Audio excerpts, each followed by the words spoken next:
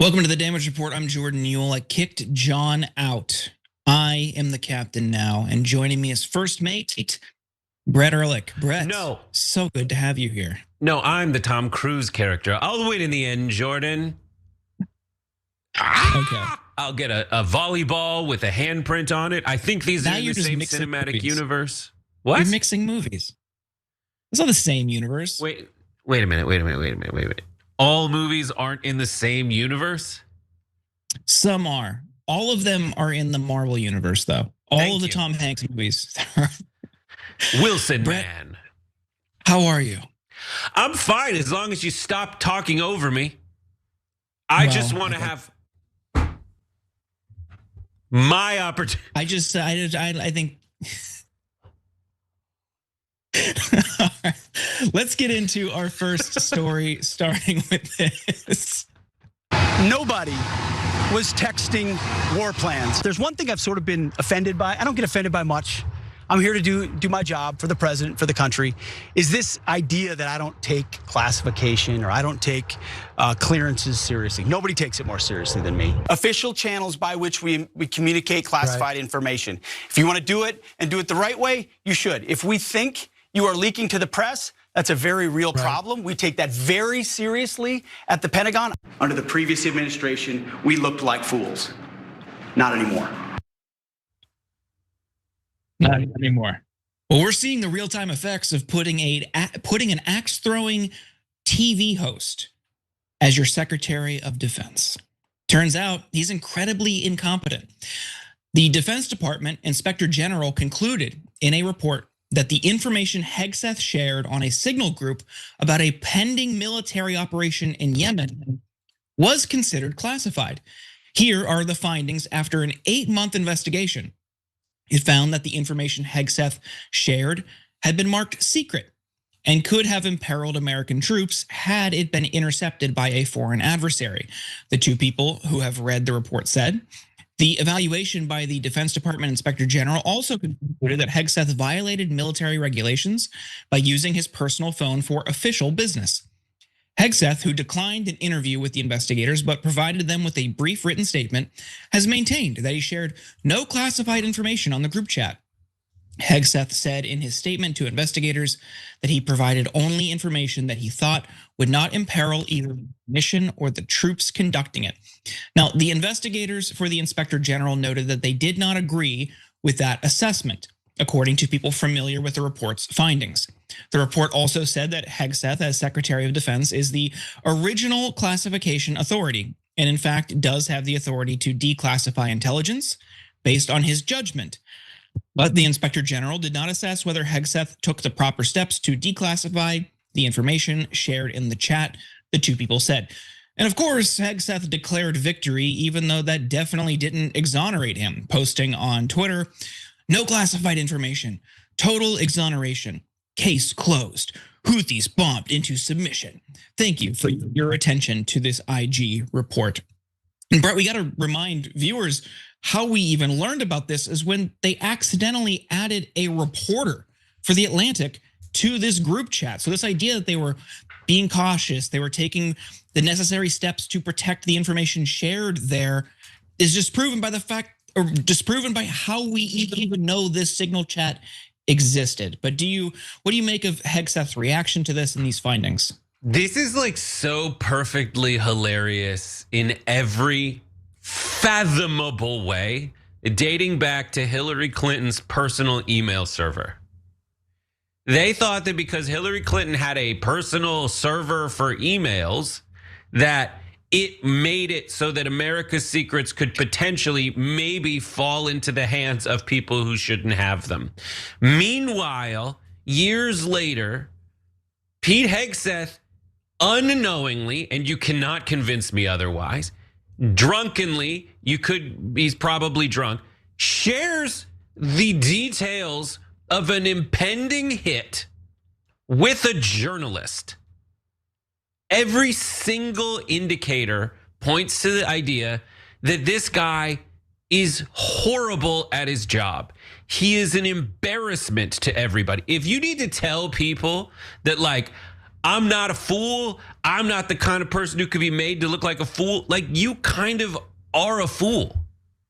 It's insane. Like, the stuff that they say that they found as a result of this investigation, and I'm sure you'll get into it more, is it all indicates that, like, his backup excuse is like, well, if I'm the guy who can declassify information, yes, I might have leaked it. Definitely like a moron. But now, since I'm the one who can declassify, I'll just say that it was declassified.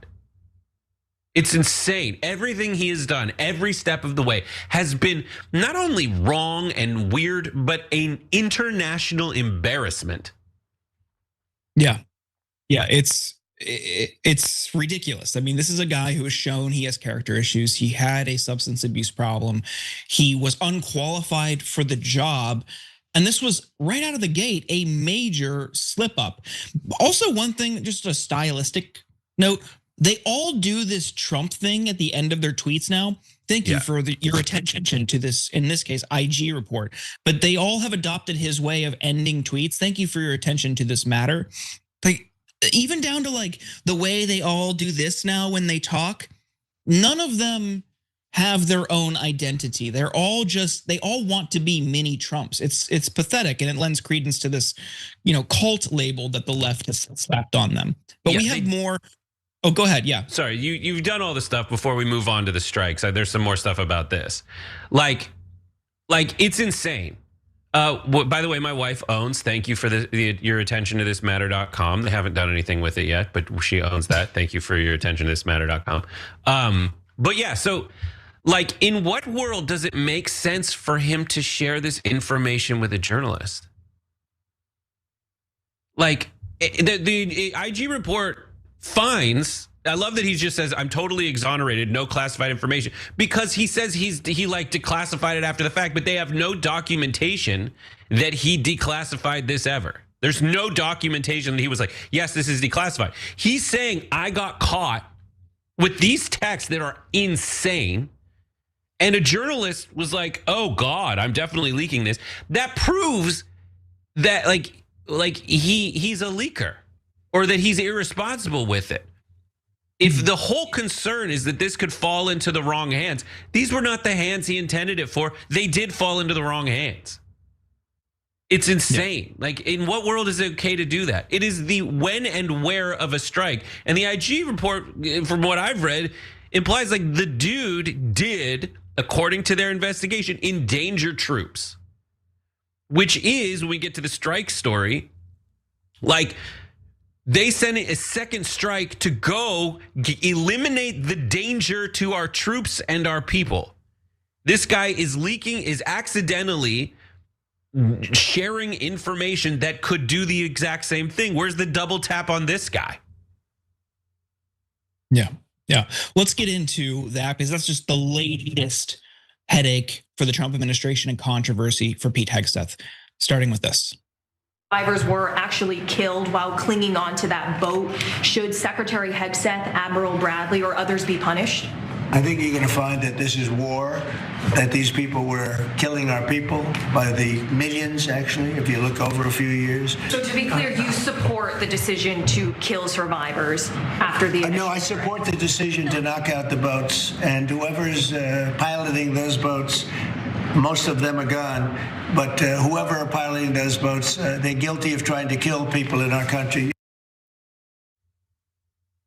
So Trump won't answer the question whether Hegseth should be punished if he ordered to kill innocent people, but we shouldn't bury the lead that he says that they're going to strike on land soon. Trump posted this on Truth Social, which seems like it could be a vague comment on drugs being brought into the country, but it's Trump, so it could be about the dumbest thing you could possibly imagine as well. I'm dealing with, the poisoning of America. Now, Hegseth is still facing backlash over the boat strikes, and Admiral Frank Bradley plans to talk to lawmakers on the Hill today that they saw 2 survivors on the boat that made them do the second strike. Admiral Frank Mitch Bradley plans to say he and his legal advisor concluded the 2 survivors were attempting to continue their drug run, making them and the already damaged vessel legitimate targets for another attack, 2 defense officials said. Lawmakers are likely to press Bradley, who commanded Joint Special Operations Command at the time, in the closed-door briefing on the extent of the damage to the boat, whether the men were injured, how Bradley reached his conclusions that the survivors were still legitimate targets, and whether he considered rescuing them. Now, Trump has also said he's fine with the video being released of this strike, but we'll see if that actually happens. Now, Brett, of course, we still have no evidence that there were drugs on any of these boats, and they want you now to think that these 2 men were going to continue their drug run when, by all accounts, it seems like they were clinging to debris in the ocean. What do you think? We're not at war. This whole thing is insane. And for all the people on the right who are like, well, this obscure thing buried in some email is code so I second guess and third guess and fourth guess and go connect this dot to that dot to point to the fact that the government is lying to us. Bro, they just invented this term narco-terrorist. They just said that they're at war with these people. The people they're at war with are dinghy. They're bombing dinghies and saying that it is a massive threat to the poisoning of America. Something else that's ridiculous. What drug dealer wants their customers dead?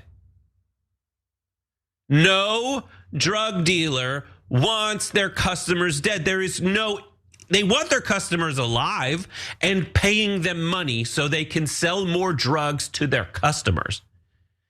This is insane. And so another bit of the logic that drives me absolutely insane is that their thing is like, okay, the reason these are narco terrorists is because there's fentanyl in the drugs. People take the drugs, they buy the drugs voluntarily, they take them and then they die.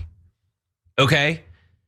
And that is poisoning of America. Meanwhile, Donald Trump is deregulating every polluting industry in America, putting literal poison, forever chemicals into our water supply, in our air supply, in the products we buy.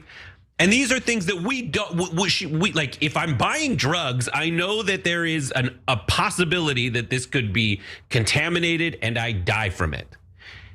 If I'm buying drinking water, I should probably be able to assume that's not going to kill me. Trump and his administration are sliding the poison into that stuff. And does that make them like PFAS terrorists? Maybe.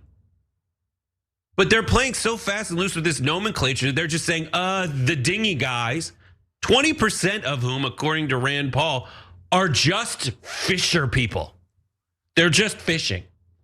And it's so convenient that this guy, like all the arguments from Pete Hegseth, they're like, yeah, so we bombed them. And then I left the room because there was a fog of war. And because there was fog and you can't see what's going on, then the guy attacked the boat. By the way, it seems like if you want to get mad at anybody, since I had to take a call, you should get mad at the admiral who did it. Every human being should just look at this and say this entire thing with Venezuela is absolutely made up. We just want the oil, so we invented this term narco-terrorist, and we're bombing dinghies. Yeah. Yeah, they are trying everything that they can to justify regime change so they get access to Venezuela's oil. That's it. They're saying Hamas and Hezbollah and Iran, they all have like launch pads and like docks in Venezuela. It's like their regional enemy where they can stage an attack on the US. Like the justification is becoming so increasingly outlandish. It's just a catch-all. Any potential adversary around the world somehow is involved in Venezuela. Look, if they want to do business for oil, you block them off from your economy. You can't control as much as the United States wants. They want to control the global flow of resources and oil. And they want to be in charge. Like that's it. It's like going back to like the jokes about 2003 world police. No, sorry, you don't get that. You can't have that as much as you want it. And what they'll do is, as they've shown in 2003, as they're showing here, they will launch, I wouldn't say declare, but they will launch an illegal war to overthrow a government. So again, US oil companies can swoop in, gather up natural resources, gather up oil, and profit from it. None of this helps Venezuelans. The instability that we have seen in these toppling of regimes time and time again creates a power vacuum that the US has no interest then in maintaining responsibly. All they'll do is create an environment for another, perhaps more insidious group to swoop in and take power and further destabilize a country and potentially a region. They're lying about what's on these boats. Thankfully, Rand Paul is like the sole, maybe one or two voices of reason on the right. But wait a minute, we went through a Nobel Peace Prize cycle where Donald Trump insisted it should be him. He should have gotten that prize. The opposition leader in Venezuela got it, oddly enough. But he wants you to think that because he's ended so many wars, he should get this Nobel Peace Prize, while his Department of Defense is attacking fishing boats and lying about why they're doing it. You can't make that make sense. Brett, any final thoughts before we go on to our next story? I mean, it makes me so insane to just listen to their argument. And then I'm at the bar and there's a guy who's like, yo, your wife's from Venezuela. Isn't it terrible there? Are they okay? And he's like, you could just see in this guy's eyes, he's like, yeah, like they live in a nice part of town. Like, and the idea that there might be anything but utter chaos and a 24/7 attempt to murder Americans happening in Venezuela at any given time is insane. But that is what Fox News is all about. That's what Trump's all about. It's all like when you find out that you have a resource in a country in the Western Hemisphere, and now since World War II, anywhere in the world, the United States and its allies will have a confab, or the United States will do it alone. But the United States, through the Monroe Doctrine on the Western Hemisphere, basically says we're in charge of all this. And so we will destabilize a region, put someone in there who's friendly to us, and then we'll have good business deals. And this idea that China is like planning to attack and kill us, the society, it's 4,000 years old. They were like, they just said they turned off the world for 100 years and turned it back on. They're like, all right, let's do this. Like, they have time. What their strategy is to be friendly with people, nice to people, do some deals that will like indebt the countries to them, and then wait.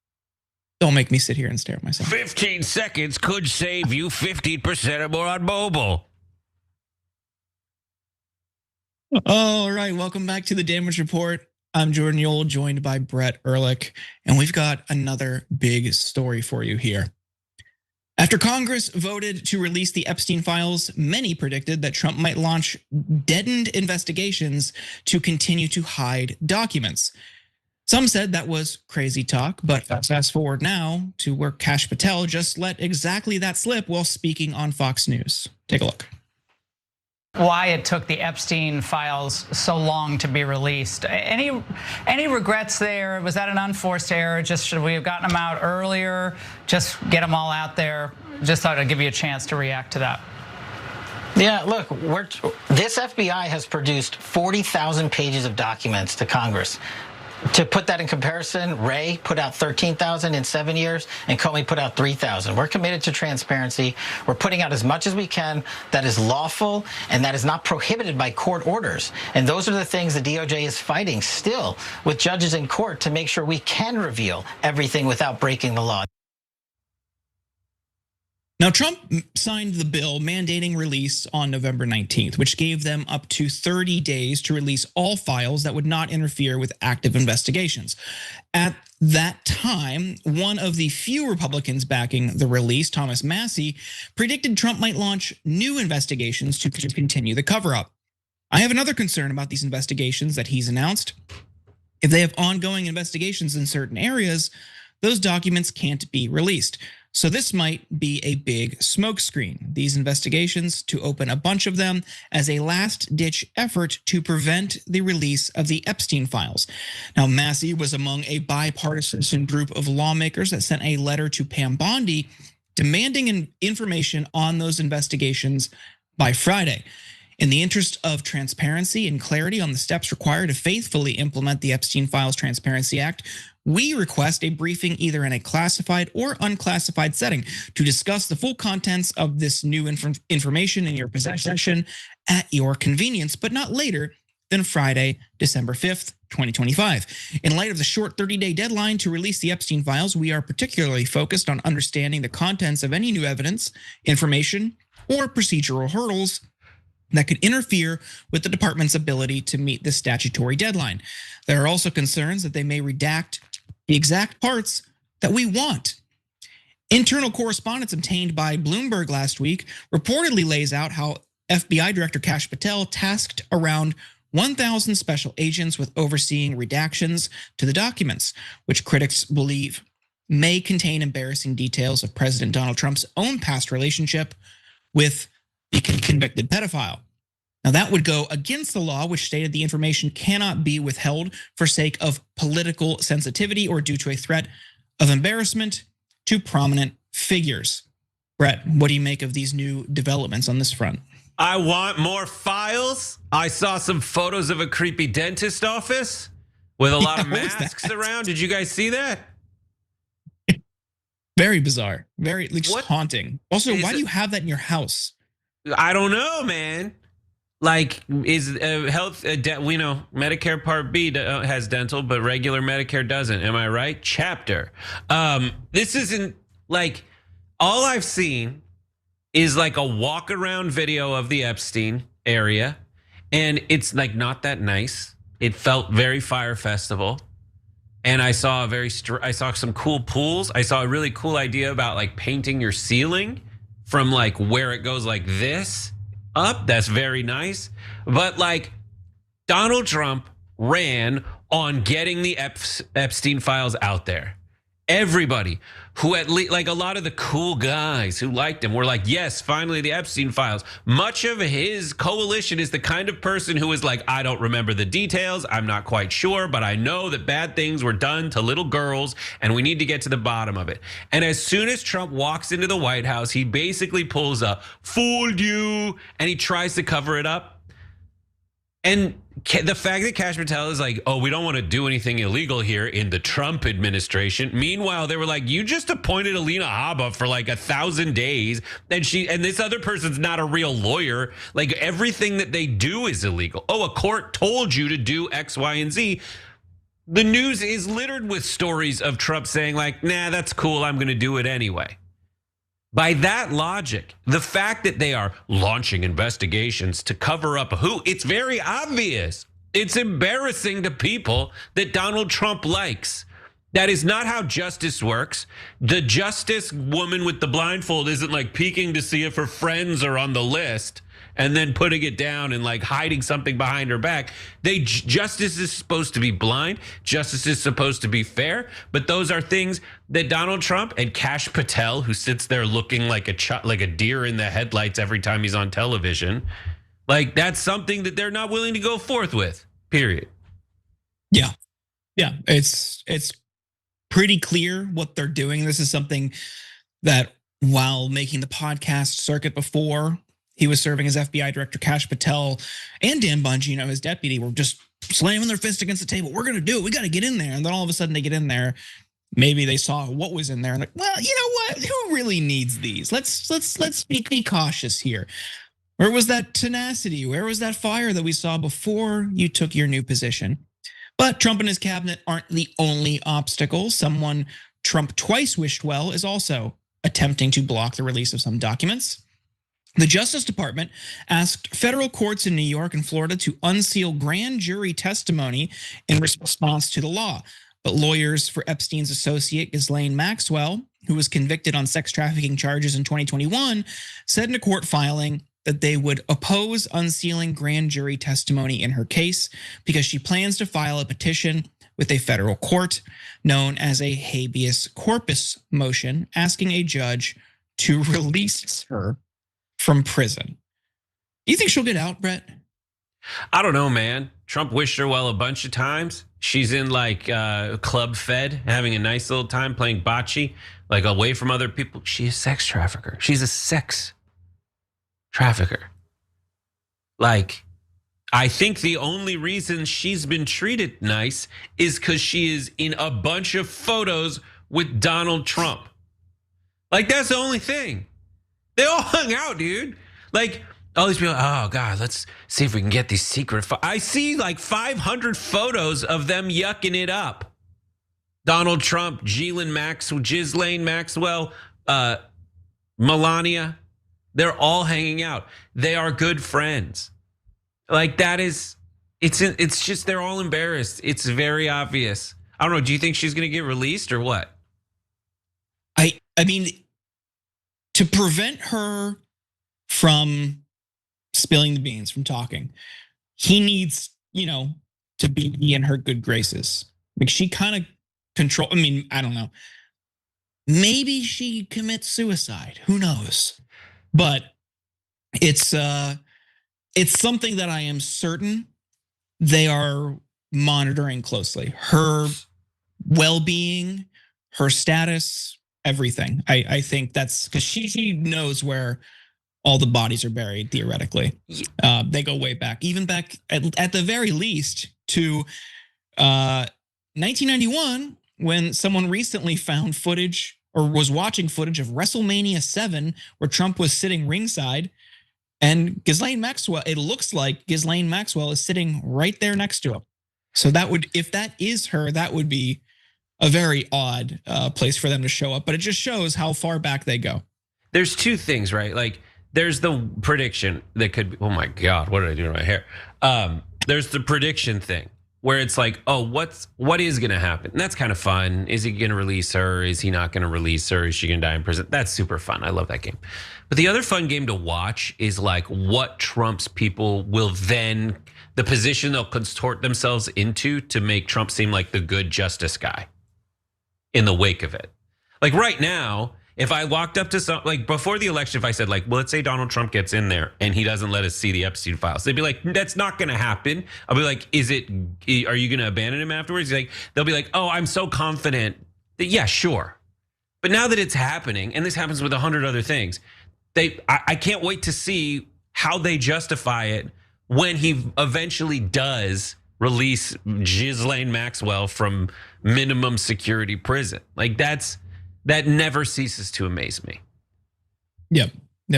Well, let's head on over to Congress, where we've got a news story about Elise Stefanik and Mike Johnson Take a look. I don't exactly know why Elise won't just call me. I texted her yesterday. I was campaigning in Tennessee, and I wrote her and I said, what are you talking about? This hasn't even made it to my level. Mike Johnson's grasp on power has gotten so weak that any single Republican can hold him hostage to get what they want. And it's not just Elise Stefanik taking advantage of the opportunity. Before we get to the embarrassment factor after having to pull a vote yesterday, I want to touch on some of the fallout between the speaker and Stefanik because she's been railing against him. It all started on Monday when Stefanik posted a screed on X saying Johnson was getting rolled by House Dems attempting to block my provision to require congressional disclosure when the FBI opens counterintelligence investigations into presidential and federal candidates seeking office. She's been calling for this since 2016, but must see a chance to push harder now with Johnson's tenuous hold on his speakership, which Stefanik describes as follows. He certainly wouldn't have the votes to be speaker if there was a roll call vote tomorrow. I believe that the majority of Republicans would vote for new leadership. It's that widespread. Johnson was already scrambling after one in his caucus spoke out, but it seems he folded once Trump got involved, judging by this post from Stefanik. Great news. After a productive discussion I had last night with President Trump and Speaker Johnson, the provision requiring congressional disclosure when the FBI opens counterintelligence investigations into presidential and federal candidates seeking office will be included in the IAA and DAA bill on the floor. Mike Johnson might be the only person in Washington weaker than Trump right now, and it is going to be interesting to watch those NDAA discussions. Mitch McConnell has an op-ed in the Wall Street Journal this morning demanding even more funding for the military, but they always try to slip some stuff in. Let's go back to this feud between Stefanik and Johnson. And also, Brett, do you think there's a scenario where we see Johnson get McCarthy'd? Dude, Elise Stefanik wants to be Speaker of the House. She can, and she's a politician, and she's alone in this. But like, she has changed very much since she was like just someone in the Bush administration. When she saw an opportunity that MAGA was the future of the party, she did like extreme makeover House edition so that she could look the part, walk the part, talk the part. She wants to be Speaker of the House, and she wants her name in the news. This is one of those everyone in this story sucks farts stories. But like, she's 100% angling to be the next Speaker of the House. If the Republicans end up maintaining their hold over Congress, she knows her power. She is trying to exert her power. I don't know if she still is, but she was like the fourth ranking member of the House in the House of Representatives. Like, she's fourth. And she's not that old. And she's a very wise political operator, very savvy. That's my read on this entire thing. And Johnson's horrible. He's terrifying to look at. He like doesn't know anything. Everyone has their own like go-to. And whenever Johnson's asked about something horrible that Trump did, he's like, I just don't know, honestly. It hasn't even come to me. He did it just now with Elise Stefanik. And that you only do that so many times before people are like, well, why don't you know anything, Mike? And they just smell blood in the water. They're all circling. Everyone's trying to take him out. And Elise Stefanik wants to be someone who very early on, when it's safe, she wants to be the first one to criticize Mike Johnson so that when and if the Republicans do lose the majority in the election in the next year, she can be the one who was like, I told everybody he was leading us in the wrong direction. I'm the future. I don't know. What do you think? I mean, maybe. Well, a lot of it would depend on how her campaign for governor in New York goes. If she's probably unsuccessful there, I would need to dig into the weeds. And sometimes you're required to leave. I don't know if she can. I don't think she can run for two positions, but I need to check. But you also don't have to be in Congress to be Speaker of the House. We have these discussions every time there's a new election. Anybody can be Speaker of the House. So maybe.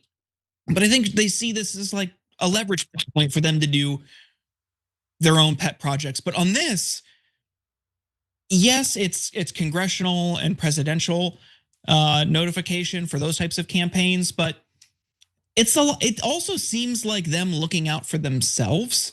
It's another instance of them prioritizing or and insulating and protecting a two-tiered system in this country where the wealthy and the elite get treated one way and everyone else gets treated another. Oh yeah, if there's an inquiry into your campaign, you get to know. Well, then all of a sudden you would just cover your tracks. Like, how would that work if you're doing something improper? Then you would just move to a different communications channel or hide documents or whatever. She's not somebody I trust. She's not somebody that I think is worth respecting. But I also think it's interesting how Mike Johnson is getting pushed around in this moment. We've got a little bit more. Yeah, I forgot she was running for governor. But she wants to be president of the United States, obviously. So it's just like the same like dynamics apply, but I forgot she was running for governor in New York. Sure, yeah. I mean, she could come back. She could run again. This isn't going to be the end of her. She's probably going to lose that election and she'll probably run for Congress again. So this could be about laying the foundation for a longer term vision. And this isn't the only place where Johnson's weak position in the House showed. The speaker had scheduled a vote for today on the SCORE Act, which would establish regulations on college athletes' NIL deals, but then had to cancel it after opposition from his own party. Representatives Byron Donalds, Scott Perry, Chip Roy, members of the far-right House Freedom Caucus had voted with Democrats on Tuesday to block a procedural rule to tee up votes on the SCORE Act and other measures. The rules squeaked through 2010 to 209 only after Freedom Caucus Chair Andy Harris and Representative Andrew Clyde cast yes votes after huddling with House Majority Leader Steve Scalise, and leaders waited for an absent Republican to arrive. Democrats had already stated that they were whipping against it over concerns that it benefited the NCAA at the expense of the players. One of the Republicans who voted against the procedural vote, Chip Roy, released a statement saying he would have voted no in a floor vote as well. Now, Brett, we love NIL deals around here. It was a big pro NIL deal only if it benefits my school. So what do you think? What do you think this kind of fractioning of this Freedom Caucus on this issue says about, what their priorities are, or again, what it says about Johnson's leadership? Johnson's job is to know whether he's going to win a vote. That's his job. And if he can't win it, he's not supposed to call it. These things aren't supposed to, things like this aren't supposed to happen. You aren't supposed to see it. If you're an effective Speaker of the House, you're not supposed to lose. You're not supposed to play. If you think you're going to lose, you don't play the game. And that's what happened. He lost. And it requires defections from his own party to lose. It's so great. So that's why he's canceling it, because he knew he was going to lose. But I love that it's football, like NIL, which is basically the way that you can pay players. When everyone's how come the players don't get played even though they're getting scholarships and all this stuff? I hate where college football is right now. So I hate the players and I hate the game and I hate the coaches. I was telling you in our DMs, Lane Kiffin is basically the symbol of all of this. Lane Kiffin is a Nepo baby, complete crybaby who just sucks in every possible way, but he finally became a good coach with the largest long runway in the universe because his dad was a good coach. And he betrayed schools and he got fired and he bounced around, but he finally had some good success. And right before taking a mid-level school to the championship tier, he abandons them and walks away for more money. But anytime you hear anything about college sports now, it's well, the schools have just caught the players. The system is just caught up to Lane Kiffin. It's not that Lane Kiffin betrayed the system. It's that the system finally became a schmuck like Lane Kiffin, where the players, the coaches, they're all just going after the dollars as opposed to doing what they should do, making me happy while I eat buffalo wings and get drunk on a Saturday at 9 a.m. Yeah. I like that the players are getting paid. I don't think there should be a cap on it. Hey, but also it's rich. It's rich coming from college the right. education with no debt. Well, no, it's rich that the right is now saying, oh no, we have to put a cap on this because for what? What's the justification? The students are getting paid too much. It's just the SEC and the Big Ten. Yeah, I mean, it's like, I thought you guys were the free market guys. Like, whoa, that's what they earn. That's what their skills have determined. The market's decided. Okay, if one school wants to pay people more, okay, so be it. I mean, it's certainly lopsided, and you see a lot of money pooling around a small, like, handful of players. Okay, like, I'd rather that be this. If we have to pick between that and the last system where people are getting punished for having a spaghetti dinner at a booster's house, like, I'm going with the payouts. Like, I don't care. I hate you. What's that? I hate you. I'm just kidding. I don't hate you. It benefits Ohio State, so that's why I like it. All right, we got to take a break. Jordan, you ignorant slut. We got to take a break. We'll be right back. I just like when debates that are very well crafted turn into, but I hate you. Yeah. I mean, it's definitely a still flawed system, and I don't like Lane Kiffin. I mean, I don't. If a coach leaves, also, it's no matter who it is. If a coach is leaving before a playoff run, yeah, that's awful, right? It's wrong. It's a symptom. Yes. Wait till the end of the season. That's ridiculous. That's just wild to me. And the worst for folks that have no idea what we're talking about, the best part that is the most accessible is that Lane Kiffin was like, and he doesn't, he's in the SEC, which is the South, but he has the most, like, citified accent in the world. He's like, I'm gonna pray on it with my family, see what the Lord wants me to do. And then the next morning he's like, you know what? Screw these kids I'm mentoring to be great men. I'm going for the paycheck, baby. Yeah. Well, like, it was that. It's like, God was like, be selfish. He sent me something that was kind of like that. After consultation with God, he told me to take the money and run and screw these people over. And then the next day or two, all of these young women on Ole Miss campus started sharing pictures, because he sends all these women messages on Instagram with disappearing messages, allegedly, like hitting on them, asking them to come over late at night, oh, how's your boyfriend? I mean, these are students. And he's that on. guy. He left his wife years ago. The best thing is that SC, which saw USC, Southern California, like my dad played for UCLA, was their chief rival, fired him by just not picking him up from the airport. He dated Tennessee for like 5 minutes, quit to go to USC, sucked. And watching SC fans, who are the most entitled jerks in the universe, be like, you suck, Lane Kiffin. And then they just left him at the airport at 3 o'clock in the morning. That's how he found out he didn't have a job. So good. He deserves it. He sucks. I really hope LSU does not win a title while he's head coach. And I think, you know what? They should allow sign stealing only against LSU. Every college in the country should be able to steal LSU signs to prevent that from happening. All right, let's get into some of these comments, which is what we're supposed to be doing right now, not talking about Lane Kiffin. They don't call it Louisiana over on for TYT. nothing. I know. Over on TYT.com, Moonshine Dragon says it's not the fog of war, it's Canadian mist. You know what? There's one thing I want you kind of hinted at it. Does he think? I think he thinks that the fog of war is literal fog. Yes. He said they couldn't see because of the fog of war. It is originally, like, not for 4 hours. Well, that's the term, comes from literal fog, but he doesn't realize it has become like, there's no, like, if it was foggy, buddy, you would not be able to see the boat enough to order the second strike. Yeah, but also he's talking about something that was hard to determine or confusing for several hours. There was like a few hour period between strikes. And when people are talking about the fog of war, they're talking about trenches and thousands of men and mustard gas and like all that stuff and multiple sites of different battles. And I didn't know that. Yeah. That's why I kept attacking after the truce. And that's the fog. This is one dinghy in an ocean of nothing.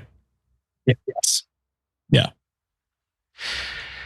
8 seconds, everybody. 8 seconds, and we will talk about if you have problems with your mobile carrier.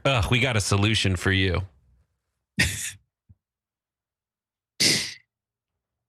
Brett, we have been waiting for this moment since the last time we did the show together. You know what time it is? Game time. Tool time? More or less. It's time to talk about cell phone plans. Noble Mobile, I don't know if you knew this, Brett, is the only wireless plan that pays you to use your phone less. Switch to Noble's No Bull plan and get unlimited data for only $50 a month. For any data you don't use, you can get cash back that you can spend however you want, including donating to LSU's Booster Fund. Stop letting your unused data go into the pockets of billionaires and shareholders. Switch to Noble and take control of your data and save money at the same time. People who switch to Noble save an average of $500. Whoa! Yep. I missed a zero. $500 to $1,000 a year on their phone bill. That's a lot. Switch to Noble today by visiting go.tyt.com/switch. It supports TYT and our mission of delivering true independent media. Again, that's go.tyt.com/switch. Brett, before we wrap the hour, let's get into our next story, starting with this. I have an act, it's called the Excuse Me Act, which would disallow those SNAP benefits being used at fast food restaurants. Again, we want to make sure that those hungry families, those food insecure families actually are receiving benefits, but we want them to really use those dollars on nutrient-rich foods. And you're not going to find those at fast food restaurants. That was Senator Joni Ernst of We're All Gonna Die Anyway fame, wanting to limit where food stamp recipients can purchase meals. The measure's name seems to come from a catchphrase uttered by a woman in a viral video who complained that a McDonald's employee mocked her weight when she asked about a $1 deal on a McRib sandwich. And here's what she wants in that bill: focusing vendor eligibility to grocery stores and retailers offering healthy prepared food options while excluding fast food and quick service chains, continuing to allow homeless and elderly and disabled participation, but removes automatic spousal eligibility, and requiring an annual report to show the number of participating vendors, number of participating beneficiaries, and total program costs. A lot of people pointed out that not only are healthier foods much more expensive, but you can't even use SNAP at restaurants. Here from Twitter, you literally can't do this. If you receive EBT cash, you may be able to redeem the EBT cash benefit depending on the state in which you live, but you cannot use SNAP funds for hot food, Costco rotisserie chicken included. But Republicans aren't done attacking poor people for relying on SNAP. The Agriculture Department said that it would withhold federal funding for food stamps in more than 20 Democratic-led states that so far have refused to provide the Trump administration with sensitive personal data about recipients. In May, the administration asked states for information about millions of people who participate in the Supplemental Nutrition Assistance Program, or SNAP. 28 largely Republican-controlled states have complied, the agency has said, but a coalition of Democratic-controlled states and the District of Columbia refused, arguing in court that the federal government's demand violated privacy law. As of next week, we have begun and we will begin to stop moving federal funds into those states until they comply and tell us and allow us to partner with them to root out this fraud and to protect the American taxpayer, Brooke L. Rollins, the Agriculture Secretary, said during a cabinet meeting on Tuesday. While the federal government funds benefits for some 42 million people enrolled in the program, states administer SNAP. The Agriculture Department's request for beneficiary data included sensitive personal information such as social security numbers, birth dates, and home addresses. I'm sure they have the best intentions for this going forward. Now, the Trump administration contends that the information will be used to root out waste, fraud, and abuse, a story we have heard before. Should the agency withhold funding from states that have not yet handed over data, more than 20 million beneficiaries could be affected. Now, Brett, there's a couple things here. There's Joni Ernst's bill and the limits on where you can use SNAP funds, and also this idea of withholding funds for blue states. What do you make of this? How un-American of Joni Ernst to prevent poor people from acting like the president, who gorges himself on McDonald's all the day long. Who's to say they aren't buying that food with, EBT, not SNAP, so that they could emulate a great American, if not the greatest American president. And Joni Ernst is standing in their way saying, no, no, no, no, no. You should be Russian and go to get at a food pantry in a bread line, I think is her argument. This is the biggest government I've ever seen. They want to have their hands in everything. Stuff that the states do, no. I thought they were the people of states' rights when it comes to anything else. But in this scenario, it's like, state, step aside. I want to get in there and get the data of all the consumers, which is something that when the big tech companies do it, they get scared of, and rightly so. And when the government, which is like big tech companies with laser beams and nuclear bombs, suddenly this is okay because Trump's nice and I like him. That's just not it.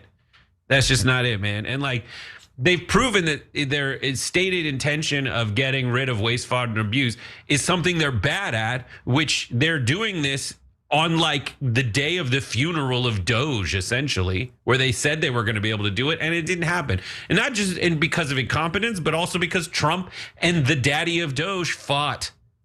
They didn't get along. It has nothing to do with the American people. And finally, this is a very important dynamic. We're all familiar with it. Joni Ernst is literally like making up fake boogeymen. This thing that she says is the problem that like literally doesn't exist. Like you can't use SNAP benefits at restaurants.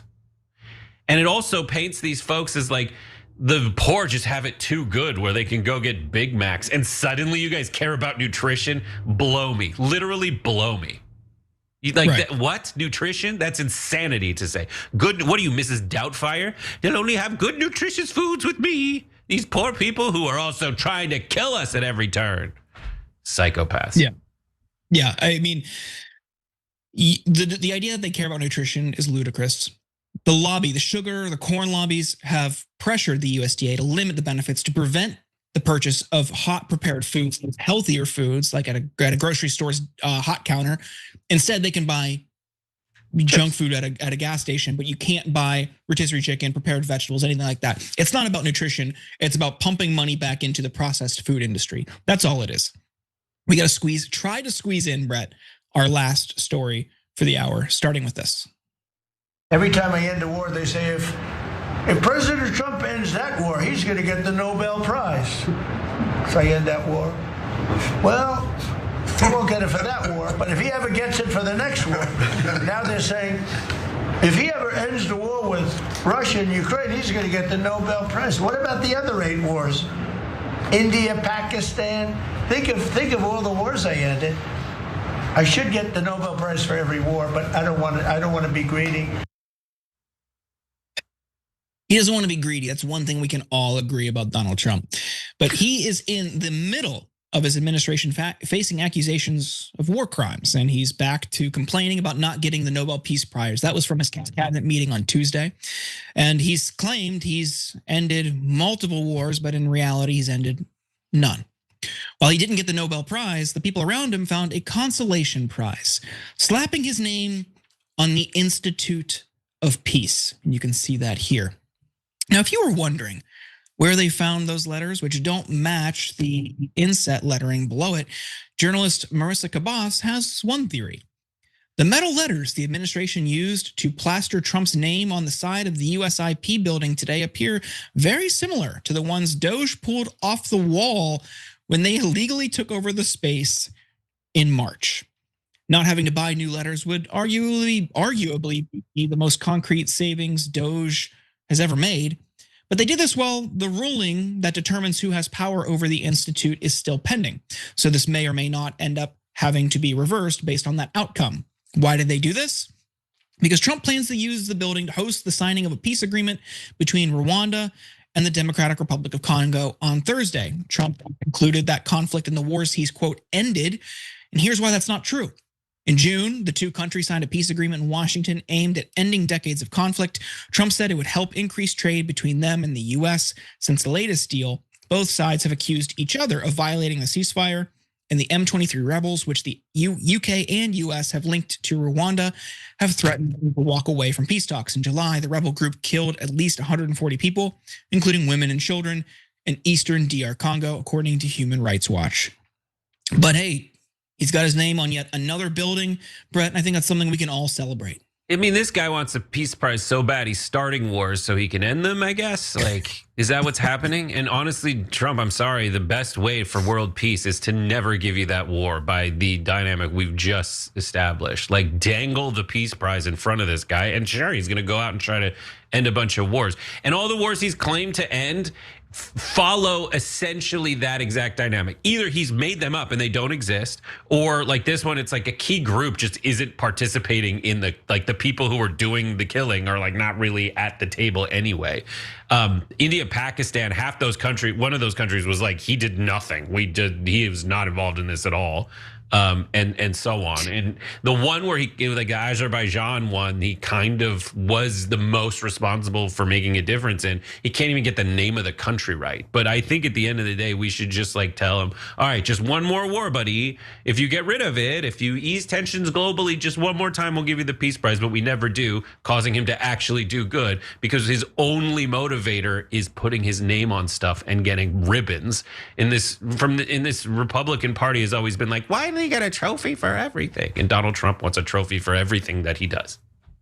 Yeah, I mean, in fairness, when Trump took office, they said this war with Venezuela could never wrap up. They would never find a way out. But somehow, I think he could do it. Well, we got more in the aftermath, so stick around. We'll see you on the other side. If you're not a subscriber, join so you can follow along with us. We'll see you there.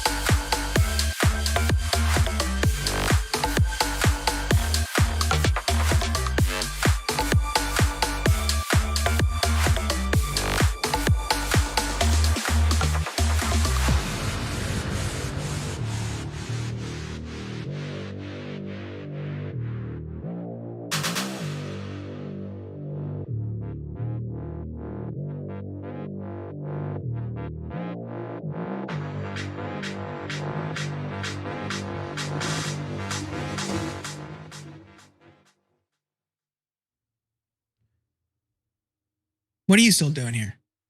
I told you to go home. Welcome to the Aftermath. I'm Jordan Uhl, filling in for John Idarola, and joining me is Brett Erlich. Brett, are you excited for more stories? I'm in a mood. I'm in a snit, Jordan, because I have this wireless carrier. It's called Ignoble Mobile, and they're always doing ignoble things. And I just wish there was an alternative that was more the opposite of ignoble. I'm so glad you brought that up, because I don't know if you've heard of Noble Mobile, which is the only wireless plan to pays you to use your phone less. I have this kind of old German plan called Goebbels Mobile. Oh, good Lord. Okay, I let's get a get lot into our of next text story. messages. There's a lot of messaging. Let's get into our next story. Donald Trump pardoned his favorite Democrat yesterday. That surprised many. Representative Henry Cuellar of Texas and his wife were indicted last year on charges of money laundering and taking over $600,000 in bribes from an oil company in Azerbaijan and a bank in Mexico. In exchange for the bribes from the oil and gas company, the authorities said that Mr. Cuellar had promised to use his position as a lawmaker to influence U.S. policy toward Azerbaijan. In accepting payments from the Mexican bank, he agreed to try to steer legislative activity and pressure U.S. officials on issues beneficial to the bank, court documents said. Despite Mr. Cuellar's political affiliation, Mr. Trump has expressed public support for him, citing his willingness to speak out against Biden-era border policies. And it's not just immigration policy where Cuellar fell in line with Trump. He also voted to defund Planned Parenthood. He voted for a national abortion ban and to limit abortion access. During the first 2 years of Trump's first term, Cuellar voted with Trump 69% of the time. And while trying to convince Trump to pardon their parents, the Cuellar's daughters leaned into their father's support for Trump's policies. Last month, the Cuellar's two daughters wrote a letter asking Mr. Trump to dismiss the case against them or pardon them. In the letter, which Mr. Trump appended to his message about the pardon, Christine and Catherine Cuellar wrote that their father believed he had acted legally. They also suggested that his immigration stance might have led to his prosecution.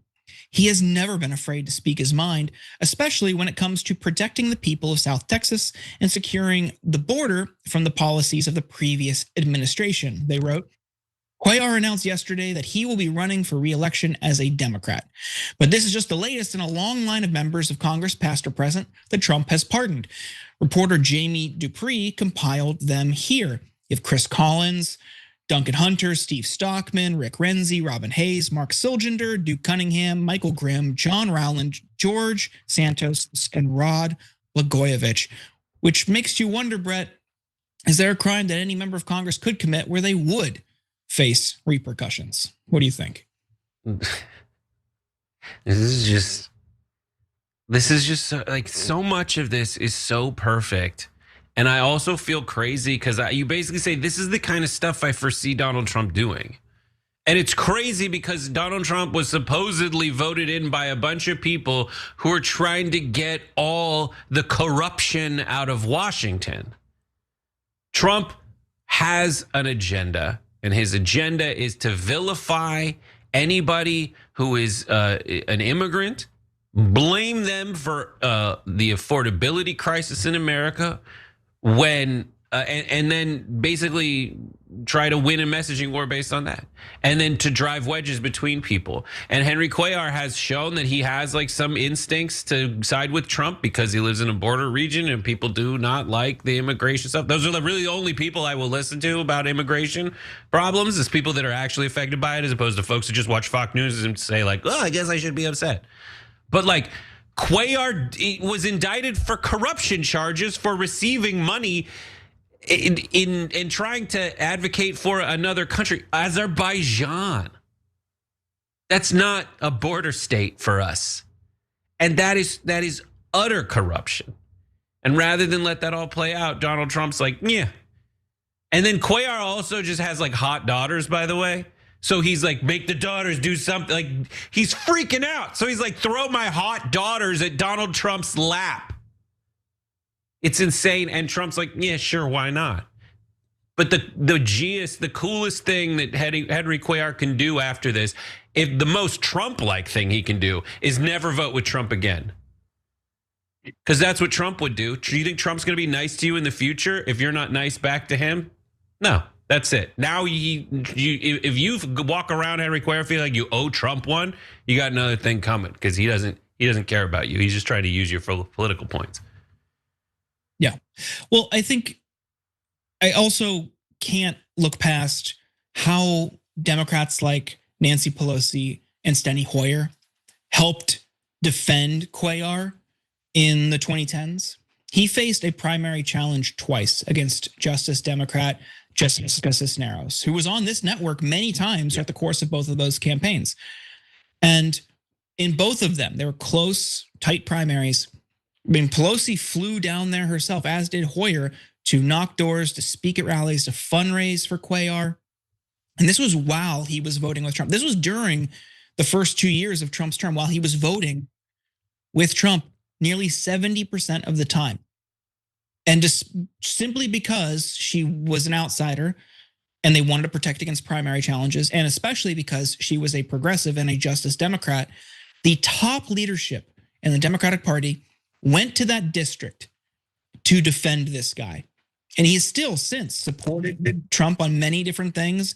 I think his share of votes with Trump has gone down a little bit. But look, he's trashing the Biden administration on immigration because it fits into the right's worldview. He was an obstacle on Build Back Better, key components of the Biden administration's legislative agenda during his term. No, they would rather have him in there than a progressive. We probably would support all of the things you want, but they don't want to empower the progressive wing of the party. So this is also a mess of their own creation. This guy's corrupt. He's allegedly taking bribes. He's currying favor with Trump. Trump will want something in exchange for this. If it's a key vote coming down, they've got a slim majority in the House. If there's a key vote, he's got leverage over Cuellar. So we will see. We'll see how that goes. But it's just absolutely shameful all the way around. Brett, do you have any final thoughts? No. Okay. Let's get to our next story. Fox News loves talking about Sleepy Joe. But now they have their own sleepy president, and all of a sudden they don't like it when people are talking about it. Footage of Trump falling asleep during his last cabinet meeting went viral this week, and you can see it here. But Laura Ingraham tried her best to come up with excuses. Take a look. We all know that he doesn't sleep. I'm not a big sleeper either. So, I on occasion I close my eyes if someone's talking for too long. I admit it. But big deal. I mean, the results speak for themselves. What President Trump does on a daily basis. If you sleep 3 hours or 4 hours a night, you're probably going to close your eyes, whether you're 79 or 49. I don't think that matters. Yeah, President Trump, Thomas Edison believed in the 10-minute nap, by the way. What would they say? We wouldn't have electricity, right? I think, yeah, that's a perfect point. How can you debate that? If it was once in a while, maybe they'd have a point. But this is something that happens with Trump repeatedly, and we've compiled more examples of this. Take a look. You'll never see me sleeping in front of camera.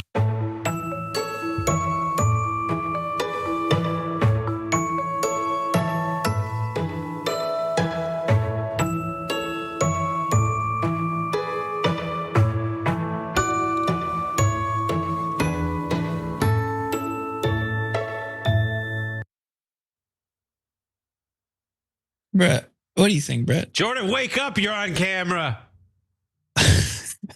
What do you think? Dudes, I can't believe they could talk during that segment with Trump's balls so far down their throats. If you're a Fox News viewer, do you buy that? You buying that? You're a child. Whether you're 49 or 79, the guy, when he falls asleep, he's got stroke face. I don't know. And when he does talk, it doesn't make any sense. I watched his statements at that meeting. They made no sense. He said stuff like, we brought the prices of prescription drugs down 400, 500, 600, 700, 800, 900 times. He said it was that many numbers, which is impossible. You can bring it down 100%, then it's free. More than that, I don't understand, undefined. But he's very old. If he's falling asleep during cabinet meetings, maybe he should sleep more during the night. And when I look at his accomplishments, his net approval rating is a second-term low, according to a conservative pollster. As of December 3rd, if I'm looking at the results, which people who are polled typically are, they're thinking about the results, and he has the lowest approval rating, net approval rating of this term. And it's bad. Where he's at now, I think only Nixon was worse. And he resigned from office. I don't know what to, it's so embarrassing. Are you not embarrassed? I'm not triggered by this. I'm fine. So if you're not embarrassed, and if the only other reaction would be oh, I'm triggering the libs by saying this is normal.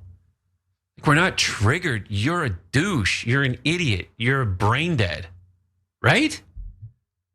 Yeah, I mean, invoking Thomas Edison, insane.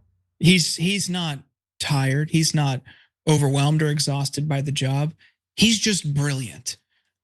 Come on, what is he doing at night? He's 140 tweets on True Social, original, not including retruths. That's That's a teenage person. Well, as you were commenting, I opened my phone, opened Twitter real quick just to see if anything has broke. And the very top tweet was another video of Trump falling asleep today at an event. Like it just keeps happening. The guy's tired. Like it's a demanding job. Quit trying to like piss on our leg and tell us it's raining. Sleepy We're Joe. seeing it with our own eyes. And add to it all the other stuff like, oh, why did you pardon this guy? I don't know who you're talking about. I don't remember doing that. Your criticism of Biden was that he had an auto pen. He didn't know who he was pardoning. Oh, I'm anti-war. You're pro-war. You're starting wars. Like, he called him Sleepy Joe. That one thing you can't do if you're calling someone Sleepy Joe is fall asleep in front of cameras. And you do that all the time. Just don't go to these things. It's baller. If you're like, I'm not going to the coronation. I'm not going to the wreath laying. So ridiculous. Yeah. Well, we've got an absurd one next. Take a look at this. Americans are great consumers. We're going to force all providers, all healthcare providers, to show you a price tag. And by the way, women make 80% of the healthcare decisions on where you're going to go. They're great shoppers. A core plank of the GOP's new healthcare plan seems to be women like to shop. As you just heard, GOP Senator Roger Marshall sang. And we'll get to the new details in a moment, but let it never be said that we took him out of context. Here is the rest of what he was sketching out. Do you see that there's going to be any kind of bipartisan support for this, of actually letting people make decisions rather than government make it for them?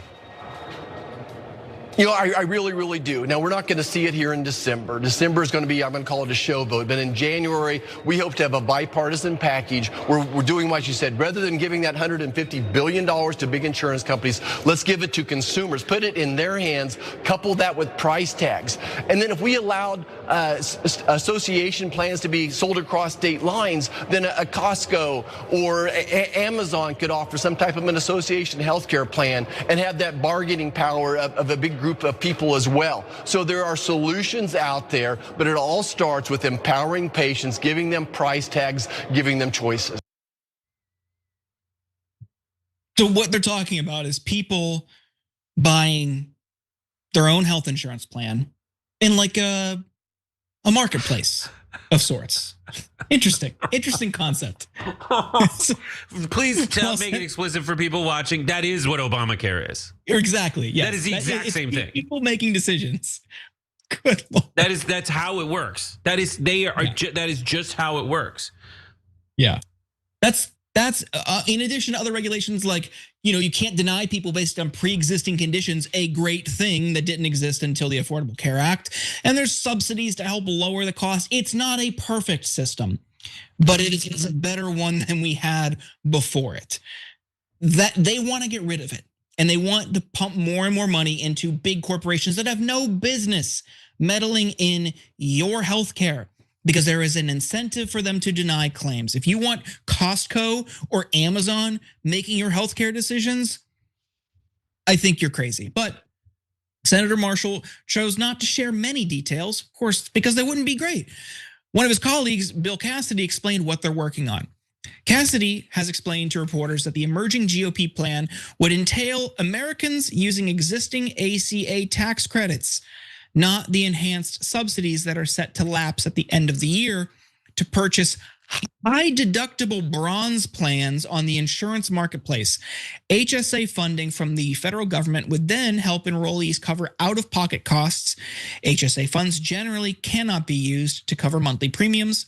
Under the recently enacted Trump GOP budget law, tax-advantaged HSAs are now available to everyone who buys a bronze plan on the ACA marketplace. Now, we have to note, the average deductible for a bronze plan is $7,476 in 2026.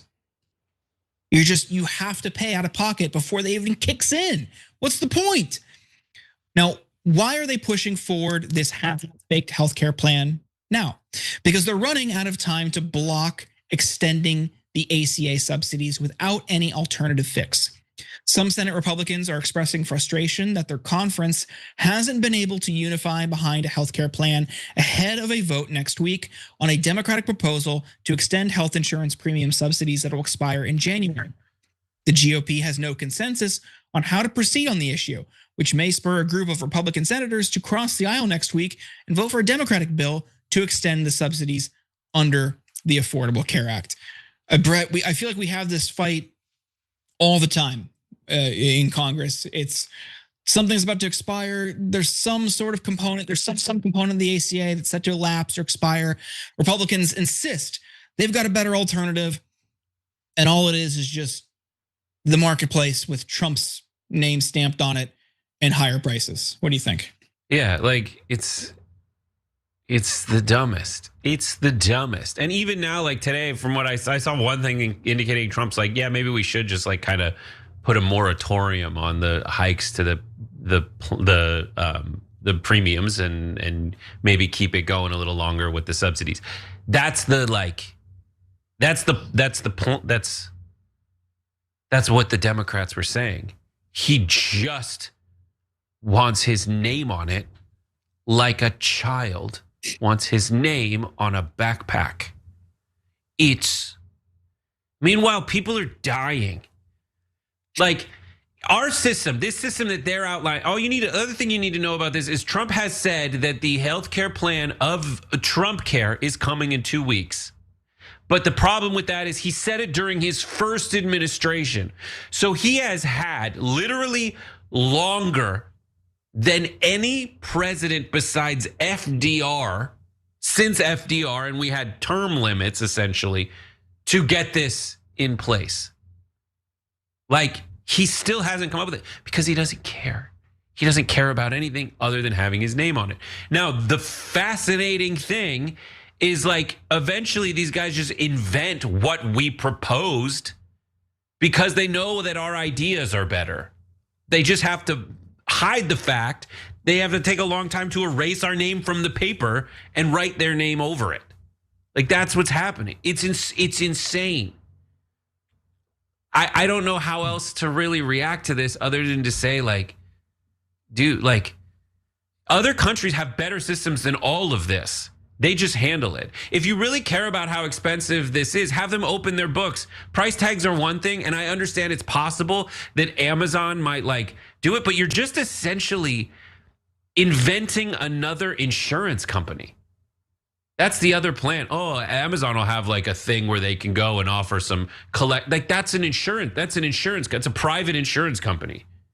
And what's worse is if they end up winning, then that's another thing that Amazon is in charge of. That's fewer companies in America if they get in charge of this stuff. And that's a bad thing. That is an oligopoly of like four companies in charge of everything in America. Like that's bad.